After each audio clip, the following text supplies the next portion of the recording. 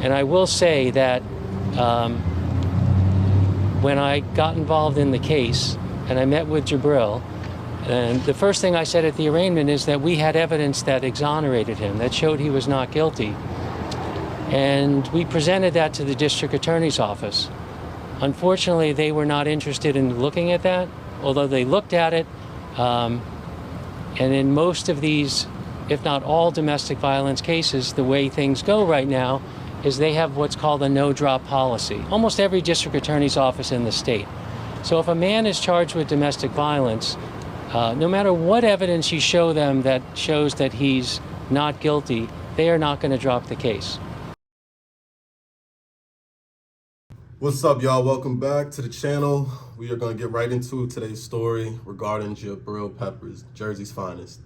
So for those of y'all that follow college football, you may be familiar with him. For those that need a quick introduction, he is the original Travis Hunter. I don't even want to say original. That Travis Hunter type athlete comes around probably once every 10, 15 years or so. But in short, he was that guy. He was playing at a national ranked high school where he was killing it at running back, quarterback, cornerback, receiver.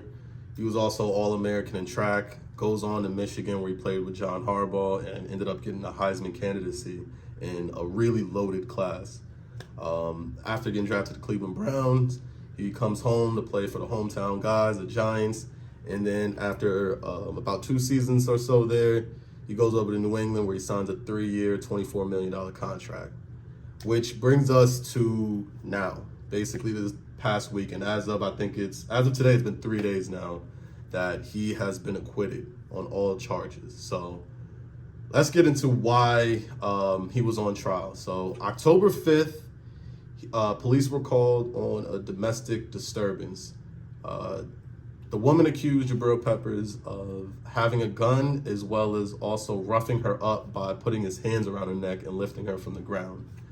Now, these charges were immediately denied, or these allegations were immediately denied by Jabrill Peppers and his attorney, where they also presented evidence that could have got this case swept up immediately. Actually, I'll let you guys hear from the lawyer himself. Take a look. And I will say that when I got involved in the case and I met with Jabrill, and the first thing I said at the arraignment is that we had evidence that exonerated him, that showed he was not guilty. And we presented that to the district attorney's office. Unfortunately, they were not interested in looking at that, although they looked at it. And in most of these, if not all domestic violence cases, the way things go right now is they have what's called a no-drop policy. Almost every district attorney's office in the state. So if a man is charged with domestic violence, no matter what evidence you show them that shows that he's not guilty, they are not going to drop the case. And so they went forward on the case that in a situation where we felt very confident no crime had been committed. And whoever watched the case could see there were no injuries to this woman. And the jury saw through it very quickly that this was a shakedown. Her civil lawyer was in court today. I don't know why he's here. She's looking for $9.5 million. And I've always believed in Jabrill. I knew he was telling the truth. Unfortunately, many people in the media, in the sports media, in the NFL did not have the same faith, and they just assumed he was guilty. And that's the unfortunate part. There's injuries in court. Is that what you're going to tell this jury, that you don't remember whether you had red marks? You're suing him for $9.5 million and you don't know if you had red marks? Peppers recorded the incident on his cell phone, and while we can't show you the video, you can hear their exchange and the evidence played in court. I'm recording for my own safety, so please put your clothes on and leave. It's a high-stakes trial with Peppers' Patriots career on the line. The trial will continue Friday. Did you ever date her? No, sir. Would you characterize it as a dating relationship? No, sir. Were you ever monogamous with her? No, sir. Peppers denies choking the woman. Now, what's crazy about that is Jabrill Peppers himself, he was smart enough. He had at least the self-awareness to record the situation. You know, he knew where it was going. it seemed like he was very familiar with this woman. He knew enough about her to protect himself.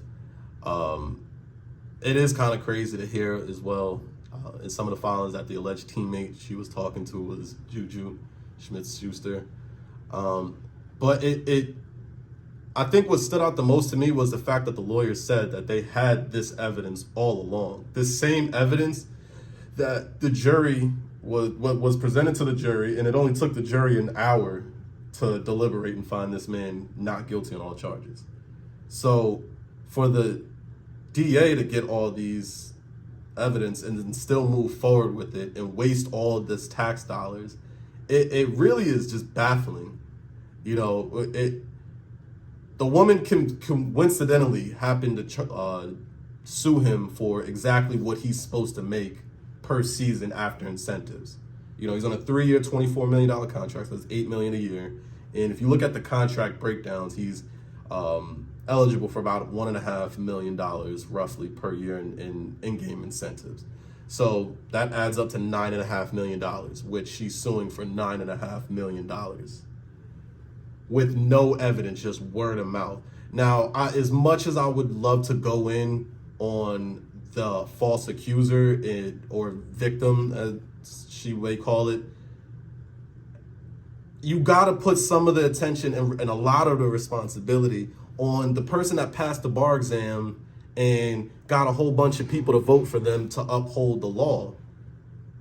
Not only did you cause this guy to go in a 7-game suspension, and if you do the math, lose up to almost $500,000, about $470 something thousand. But then you also wasted how much tax dollars in this trial? I just don't get it. Now, again, this is something that we've seen before. This is not a one-off case that we've never seen where a player is getting accused. Where the NFL, who they can't really afford to get their hands messy, may leave you out to dry.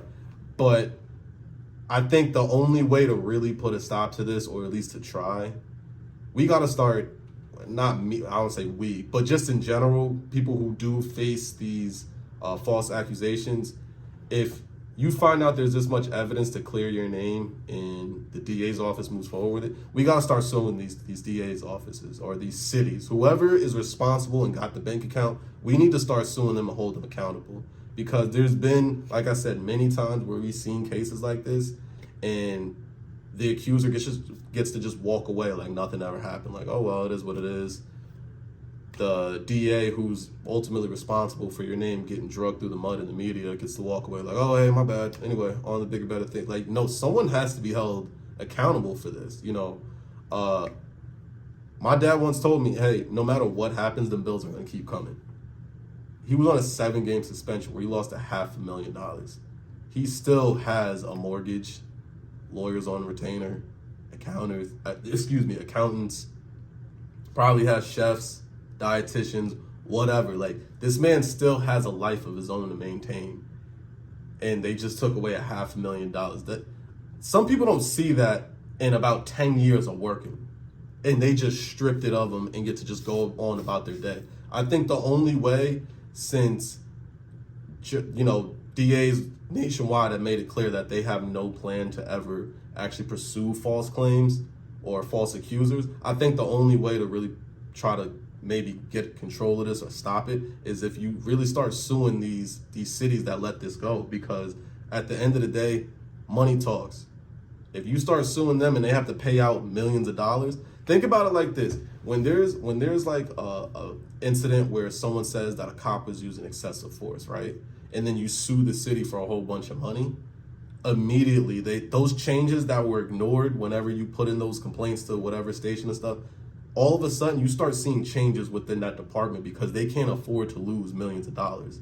They can't afford to have their budget affected because they costed the city millions of dollars. So if you start suing on behalf of these DAs, just completely ruining your lives for no other reason than they just want to be woke or something, I think that is what will start to be, at least get the ball rolling to some legislation, some concrete legislation to start holding these people accountable, because it really is getting out of control, and it's only going to get worse.